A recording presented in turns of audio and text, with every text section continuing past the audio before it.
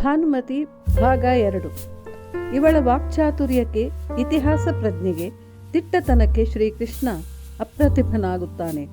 ಆನಂದಾಶ್ರುಗಳು ಸುಮ್ಮನೆ ಒಸರುತ್ತಿವೆ. ಆ ಗತಕಾಲದ ಇತಿಹಾಸದ ಪ್ರಸಂಗಗಳು ಕೃಷ್ಣನ ಕಣ್ಣಿಗೆ ಈಗ ಕಟ್ಟುತ್ತವೆ. ಇವಳೇ ತಾರೆಯೋ, ಇವಳೇ ಮಂಡೋದರಿಯೋ ಎಂದು ಕ್ಷಣ ಮಾತ್ರ ಭ್ರಮೆಯೂ ಆದಂತಿದೆ. ಮೆಲ್ಲನೆ ಕೃಷ್ಣ ಕೇಳುತ್ತಾನೆ, ನಿನ್ನ ಪತಿಗೆ ನೀನೇ ವಿವೇಕ ಏಕೆ ಹೇಳಲಿಲ್ಲ ಭಾನುಮತಿ? ಹೇಳಲಿಲ್ಲ ಎಂದು ಯಾರು ಹೇಳಿಯಾರು? ಅದನ್ನೆಲ್ಲ ಸಂಜಯ ನನ್ನ ಮಾವನಿಗೆ ಹೇಳಿಲ್ಲವಲ್ಲ. ಅವನಿಗೆ ಯುದ್ಧಭೂಮಿಯತ್ತ ಕಣ್ಣು. ರಾಣಿವಾಸದಲ್ಲಿನ ಯಕಶ್ಚಿತ್ ಸ್ತ್ರೀಯರ ಕಷ್ಟವನ್ನು ಅವನೇನು ವರ್ಣಿಸಿಯಾನು? ಯಾರು ವರ್ಣಿಸಿದರೂ ಬಿಟ್ಟರೂ ಈಗ ಫಲವೇನು? ಕೃಷ್ಣ, ನೀನು ಧನ್ಯ ರಾಜಪುತ್ರಿ. ನೀನು ಸಹಗಮನ ಮಾಡದೆ ಉಳಿದದ್ದು ವಿವೇಕ. ಮುಂದಿನವರಿಗೆ ನಿನ್ನ ವಿವೇಕ ಬರಲಿ. ಭಾನುಮತಿ, ಬದುಕಿರುವಾಗಲೇ ಪತಿಯ ದಾರಿಯಲ್ಲಿ ಹೋಗದವಳಿಗೆ ಪತಿ ಹೋದ ಮೇಲೆ ಆ ದಾರಿಯಲ್ಲಿ ಹೋಗಿ ಸಾಧಿಸುವುದೇನಿದೆ ಪ್ರಭು? ನಾನು ವಾನಪ್ರಸ್ಥ ಹೊರಟೆ. ಮುಂದಿನವರ ವಿವೇಕ ಅವಿವೇಕ ಅವರಿಗೆ, ನನ್ನ ದಾರಿ ನನಗೆ. ಈ ದೇಶದಲ್ಲಿ ಸ್ತ್ರೀಯರ ಬುದ್ಧಿವಾದ ಯಾರಿಗೆ ಬೇಕು? ಕೃಷ್ಣ, ರಾಜಕುಮಾರಿ, ನಿನ್ನ ಒಂದೊಂದು ಅಣಿಮುತ್ತಿನಂಥ ವಿವೇಕದ ಮಾತುಗಳಿಗೆ ನಾನು ಮೆಚ್ಚಿದ್ದೇನೆ. ನಿನಗೊಂದು ವರ ಕೊಡುತ್ತೇನೆ, ಕೇಳಿಕೊ. ಭಾನುಮತಿ, ಪ್ರಭು, ವಾನಪ್ರಸ್ಥಳಾಗಿ ಹೊರಟು ನಿಂತವಳಿಗೆ ಯಾವ ವರದಿಂದೇನು?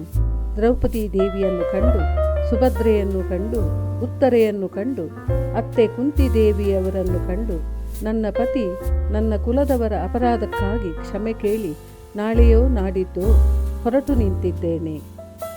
ನಿನ್ನನ್ನು ಈಗ ಸಂದರ್ಶಿಸಿದ್ದೇ ನನಗೆ ಮಹಾವರ ಪ್ರಾಪ್ತಿ. ನನ್ನ ವೈಫಲ್ಯಗಳನ್ನು ಕ್ಷಮಿಸು. ನನ್ನ ಗಂಡ ನನ್ನ ಬುದ್ಧಿವಾದಗಳನ್ನು ಕೇಳಲಿಲ್ಲ.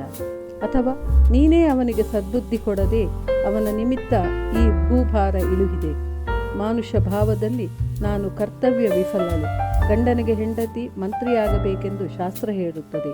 ನನ್ನ ಪತಿಗೆ ಮಂತ್ರಿಗಳು ದುರ್ಮಂತ್ರಿಗಳು ಬೇರೆಯವರೇ ಇದ್ದರು. ಮುಂದಿನ ಇತಿಹಾಸಕ್ಕೆ ಇದರಲ್ಲಿ ನನ್ನ ಪಾತ್ರ ತಿಳಿದಿರಲಿ. ನನ್ನನ್ನು ಕ್ಷಮಿಸು. ಕೃಷ್ಣ, ಇವಳ ವಿವೇಕಕ್ಕೆ ಸಮಚಿತ್ತತ್ವಕ್ಕೆ ಶ್ರೀಕೃಷ್ಣನ ಮನ ಕರಗುತ್ತದೆ. ಸ್ತ್ರೀಯರೆಲ್ಲ ನಿನ್ನಂತೆಯೇ ಇದ್ದರೆ? ಭಾನುಮತಿ, ಪುರುಷರೆಲ್ಲ ನಿನ್ನಂತೆಯೇ ಇದ್ದರೆ ಎಂದು ನಾನೂ ಆಶಿಸಲಿ. ಸ್ತ್ರೀಯರ ಕಷ್ಟಗಳಿಗೆ ಮರುಗುವವನು ಒಬ್ಬನಾದರೂ ಈ ಲೋಕದಲ್ಲಿ ಇದ್ದೀಯಲ್ಲ. ಅದು ಸ್ತ್ರೀ ಕುಲದ ಭಾಗ್ಯ. ನರಕನ ಅಂತಃಪುರದಲ್ಲಿದ್ದ ಗತಿಗೆಟ್ಟ ಸ್ತ್ರೀಯರಿಗೆ ಗತಿ ತೋರಿದವನು ನೀನೇ ಅಲ್ಲವೇ? ದ್ರೌಪದಿ ದೇವಿಗೆ ಮಾನ ಮುಚ್ಚಿದವನೂ ನೀನೇ ಅಲ್ಲವೇ? ಶ್ರೀಕೃಷ್ಣ, ನಿನ್ನನ್ನೊಂದು ಕೇಳಲೇ? ಭಾನುಮತಿ, ಸರ್ವೇಶ್ವರನಿಗೆ ನನ್ನ ಅನುಮತಿ ಬೇಕೇ? ಶ್ರೀಕೃಷ್ಣ, ದ್ರೌಪದಿಗೆ ಅಪಮಾನವಾಗುತ್ತಿದ್ದಾಗಲೇ ಆ ಸಭೆಯಲ್ಲೇ ಅಂದೇ ನೀನು ಕಾಣಿಸಿಕೊಂಡು, ಇದು ತಪ್ಪು, ನನಗೆ ಈ ಗತಿಯಾಗಿದ್ದರೆ ಏನು ಮಾಡುತ್ತಿದ್ದೀರಿ ಎಂದು ನಿನ್ನ ಪತಿಯನ್ನೇಕೆ ಕೇಳಲಿಲ್ಲ? ನಿನ್ನ ಮಾವನನ್ನೇಕೆ ಕೇಳಲಿಲ್ಲ? ಭಾನುಮತಿ ಅಳುತ್ತಾ, ಅದೆಲ್ಲ ಘಟನಾವಳಿ ಸರಸರನೆ ಒಂದರ ಮೇಲೆಂದು ನಡೆದ ಮೇಲೆಯೇ ನನಗೆ ಅದು ತಿಳಿದದ್ದು. ಈ ಸಂಚಿನ ಸುಳಿವೂ ನನಗಿರಲಿಲ್ಲ ಪ್ರಭು. ನೀನಷ್ಟು ಸೂಚನೆ ಕೊಟ್ಟಿದ್ದರೂ ನನಗೆ ಸಾಕಿತ್ತು. ಶ್ರೀಕೃಷ್ಣ, ಆಮೇಲಾದರೂ ಕೇಳಿದೆಯಾ? ಭಾನುಮತಿ, ಕೇಳಿದೆ. ಪ್ರಯೋಜನವೇನು? ಬಾಯಿ ಮುಚ್ಚು ಎಂಬ ಉತ್ತರ ಪತಿಯಿಂದ ಬಂತು. ಅದು ಈ ದೇಶದ ಸ್ತ್ರೀಯರ ಸ್ಥಿತಿ. ಬಾಯಿ ಮುಚ್ಚಿ ಈ ಸ್ಥಿತಿಗೆ ಬಂದೆವು. ಶ್ರೀಕೃಷ್ಣ, ನನ್ನನ್ನು ಸರ್ವೇಶ್ವರ ಅಂದೇ ಅಲ್ಲ, ವರ ಕೊಡುತ್ತೇನೆ ಎಂದರೂ ಕೇಳಲಿಲ್ಲ. ಇಗೋ ನಾನಾರು ನೋಡು ಎನ್ನುತ್ತಾ ಶ್ರೀಕೃಷ್ಣ ಶಂಖಚಕ್ರ ಗದಾ ಪದ್ಮಧಾರಿಯಾಗಿ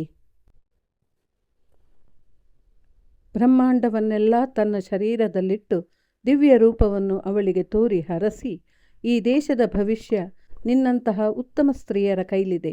ನಿನಗಾಗಿ, ದ್ರೌಪದಿಗಾಗಿ, ಕುಂತಿಗಾಗಿ, ಸುಭದ್ರೆಗಾಗಿ, ನಿನ್ನಂತಹ ಜ್ಞಾನಿಗಳಾದ ಸ್ತ್ರೀಯರ ಸಲುವಾಗಿ ನಾನು ಶತಸಹಸ್ರ ಅವತಾರಗಳನ್ನಾದರೂ ಎತ್ತಿ ಮತ್ತೆ ಬರುತ್ತೇನೆ. ಭಾನುಮತಿ, ಆದರೆ ನನ್ನ ಪತಿಯಂತಹವರು ಪದೇ ಬಂದರೆ? ಶ್ರೀಕೃಷ್ಣ, ಅದು ಕಾಲಪ್ರವಾಹದ ಗುಟ್ಟು. ಸೂರ್ಯ ಮುಳುಗುತ್ತಿದ್ದಾನೆ, ಪಲ್ಲಕ್ಕಿ ಕಾಯುತ್ತಿದೆ, ನೀನಿನ್ನು ಹೊರಡು.